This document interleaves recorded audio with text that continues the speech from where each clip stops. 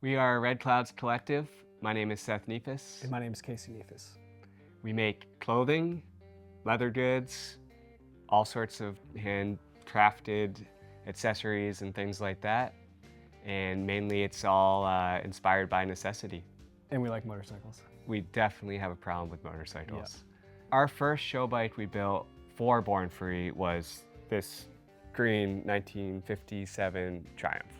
And I only say show bike we brought it to the next level. We've built a lot of bikes for shows, but the caliber was not quite as high. First invitation Yeah. to build a bike at a show. Yeah. Building a second Born Free bike, you know what to expect more. Yeah. But we put more on our plate too, just because you look back on areas you just don't really think about when you're doing it your first time. This year's Born Free 16 build, Seth definitely took the lead. On the Green Dream was kind of like a collaboration that we did together and built pretty equally, but this year I was told Seth I'd help as much as I could, but I can't promise I'll do 50% of it like on the last one. Yep. And he also paid for the whole thing, so he kind of got creative freedom on everything, and I kind of was just his little helper and did the stuff he didn't want to do. I just had this vision of this little 60s show chopper bike and really wanted to bring it to life. Well, the inspiration was pretty much taking over my life, man.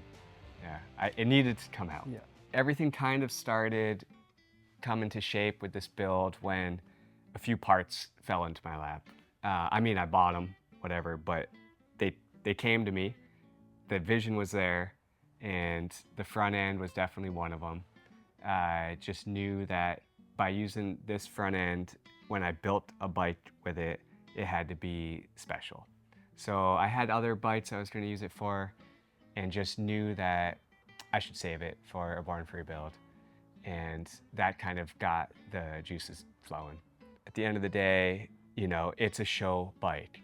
So I felt like taking it over the top as far as all the little fab stuff and molding and everything else and pipes and I don't even know. All the stuff that takes hours and days and months.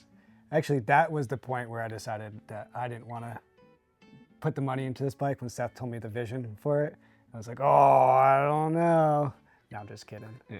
For real, he told me the vision of the bike, and it turned out pretty much identical to what he described to me. And I think that's pretty awesome to have an idea and a vision of something and for it to come out completely the exact way. We took a year off between Born Free builds, and in that year, the inspiration was kind of like sparking.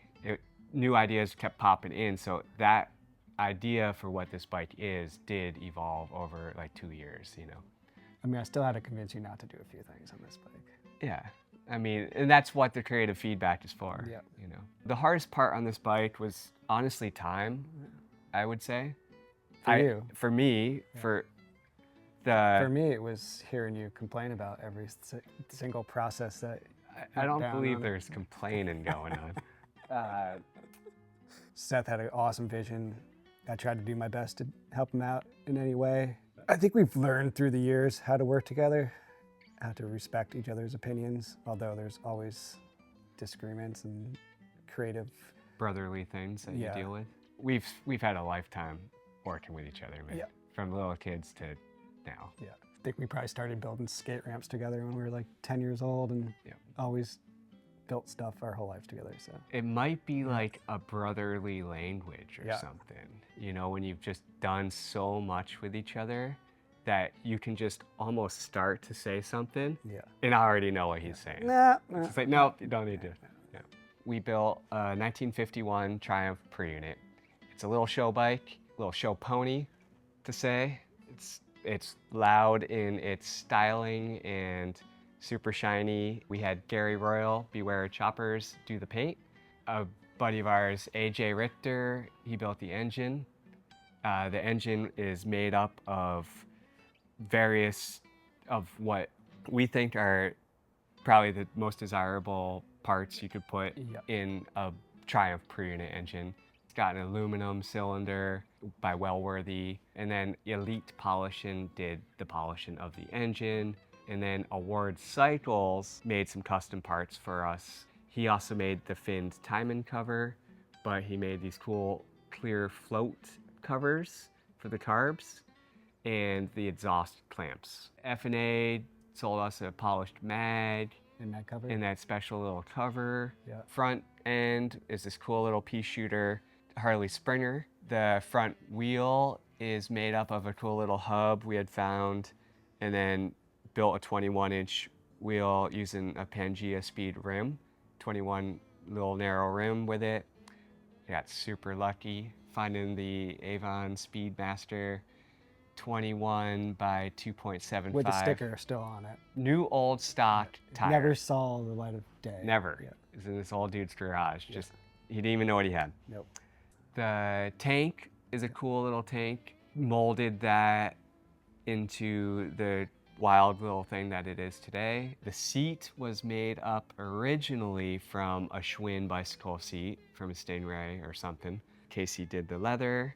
The fender is a new old stock Wassel fender with the Made in England stamp in I it. tried to convince him not to use it, but When else is a better time to use a fender? we like held up another repop ribbed Wassel fender up to it, and it just didn't look the same. We did lots of molding on the fender, and then Oil tank custom. from made a custom, scratch. made a custom oil tank. All the brackets, all the fab work, all custom made and chromed. Honestly, I think everything was just touched and customized. Everything was customized. Yeah. Or Everything that wasn't customized was like cool parts that a lot of our friends make, or really cool rare parts that we got from friends, which is one of my favorite parts about building the bike. Is when you look at it, you see all this stuff that reminds you of your friends, where you got it. where you got it. Like you put that on your bike, so kind of like when you're out riding your bike, you're kind of out riding your bike with your friends, because when you're going down the road and you're thinking about everything on it, you're like, oh, yeah. You got memories just as you're going of all the cool stuff on your bike. It's definitely a collection of handmade parts, found parts, sought after parts, parts buddies made, and it feels pretty good to see it all come together. Before you even ride the bike, you got 100 stories about the bike. Yeah. Everybody's kind of a part of it. Yeah. This is our 1951 Triumph per unit. We named it Golden Hour.